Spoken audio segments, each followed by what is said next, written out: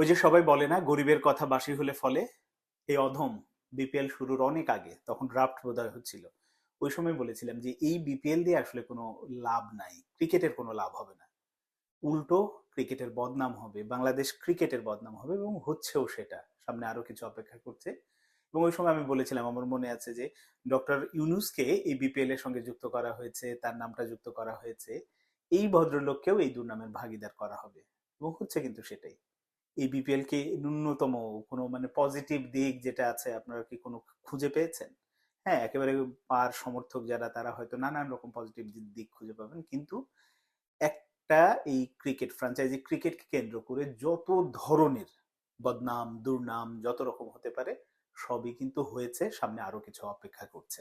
আপনার খেলোয়াড়দের পেমেন্ট, এটা তো বিপিএল এর সাথে একেবারে কি বলবো, একই মুদ্রা রিপিট ওপিট যেভাবে বলি না, যে খেলোয়াড়দের পেমেন্ট, এটা একেবারে জন্মলগ্ন থেকে এইভাবে হয়ে আসছে বিপিএল এর, সেটা এবার নতুন মাত্রা পেয়েছে। খেলোয়াড়রা প্র্যাকটিস বর্জন করেছে, কোচিং স্টাফরা প্র্যাকটিসে আসতে চায়নি, বিদেশি খেলোয়াড়রা চিঠি দিয়ে বিসিবির কাছে অভিযোগ করছে, এগুলো আগে ঘটেনি, এবার সেটা ঘটছে। তো এগুলো সব পরিবর্তন, ওই সময় বলা হয়েছিল না যে এবারের বিপিএল অনেক পরিবর্তন দেখতে পাবেন, সেই পরিবর্তনের আসলে লক্ষণ। এর পাশাপাশি আপনি যদি স্পট ফিক্সিং বলেন, ম্যাচ ফিক্সিং বলেন, অনেক কিছু হচ্ছে। হয়তো বলবেন যে আমি একেবারে ঢালাও ভাবে বলে দিলাম, এর আগেও বলেছি, কিন্তু এটা একেবারে বাস্তবতা। এই ক্রিকেট বোঝার জন্য এটা রকেট সায়েন্স না যে আমাকে অনেক পড়াশোনা করতে হবে, অনেক কিছু জানতে হবে। এটা দেখলেই বোঝা যায় আসলে কি হচ্ছে না হচ্ছে। শুধু একটা ছোট্ট উদাহরণ দিই। মনে আছে, এটা খুলনার বোধহয় প্রথম ম্যাচ ছিল, ওশান থমাস, ওয়েস্ট ইন্ডিজের প্লেয়ারটা একটা ওভার করলো, এবং সেই ওভার নিয়ে আমি বলেছিলাম এটা একটা সন্দেহজনক বোলিং, এখানে ফিক্সিং এর, স্পট ফিক্সিং এর একেবারে স্পষ্ট আলামত আছে। হয়েছেও সেটা। কারণ ওই বোলারটা, আপনি একটু খেয়াল করে দেখেন যে ওই বোলারকে কি খুলনা আর কখনো পরে খেলিয়েছে? খেলেনি, খেলাননি। কারণ ওর যে কাজটা ও করে গেছে, ওই এক ম্যাচে যা করা দরকার, যা টাকা ইনকাম করা দরকার, যেভাবে দলকে সহযোগিতা করা দরকার, সবকিছু করে দিয়ে শেষ, ও আর একাদশে নেই।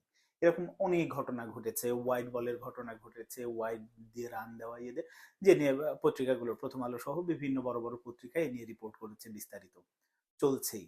রিসেন্ট আমরা দেখলাম যে যে চট্টগ্রামের পেমেন্ট নিয়ে রীতিমতো মানে যা তা অবস্থা। বিপিএল এর উপরে বিসিবির যে কোনো নিয়ন্ত্রণ নেই, একেবারে স্পষ্ট হয়েছে এটা শুরু থেকেই। কারণ দলগুলোর কাছ থেকে কোনো গ্যারান্টি মানি নিতে পারেনি, কোনো কিছু মানে নিশ্চয়তাই নিতে পারেনি, ফলে যেটা হয়েছে এরকম পরিস্থিতি হবে এটা তো বোঝাই যাচ্ছিল।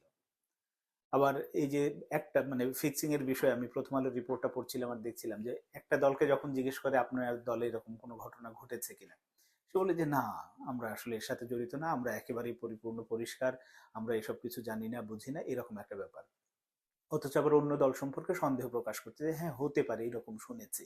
তার মানে যিনি দাবি করছেন যে আমরা করিনি, আবার তার সম্পর্কে আরেকজন বলছে হ্যাঁ হতে পারে।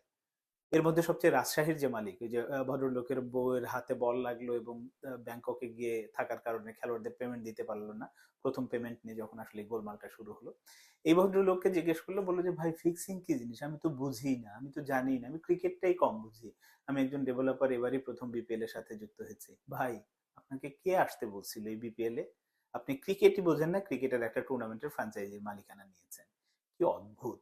তো এই যে যে ব্যাপারগুলো হচ্ছে, এতে কি হলো যে বিপিএল এর বাংলাদেশ ক্রিকেটের ইমেজটা আরো বেশি ক্ষুণ্ণ হলো। আগামী আসরগুলোতে যে বিদেশি প্লেয়ার গুলো, বিদেশি কোচিং স্টাফ গুলো টাকা পয়সা বেতন এটা ওটা নিয়ে নানান রকম অভিযোগ করছে, এগুলো তো কম বেশি নিউজ হচ্ছে বিভিন্ন জায়গায়।